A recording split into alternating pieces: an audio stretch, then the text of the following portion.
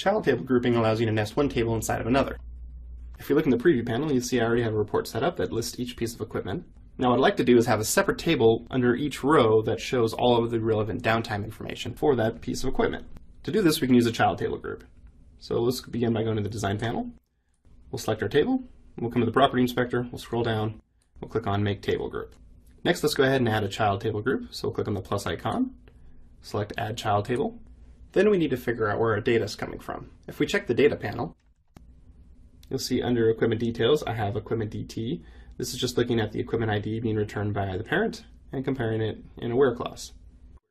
We'll head back to the design panel, select our table group again, we'll select the objects or the child table we just created, and we'll scroll down in the key browser, find Equipment DT, and we'll drag and drop this to the key property. Next, let's add some keys to our child table. We'll expand Equipment DT, we'll add cause to the second column, duration, and then equipment ID to the last column.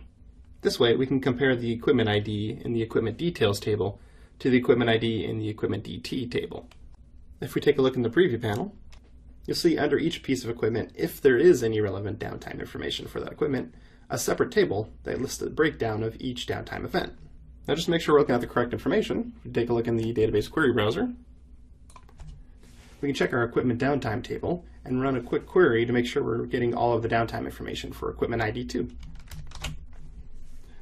Now if we run this query, we'll see we get 3 downtime occurrences for equipment ID 2.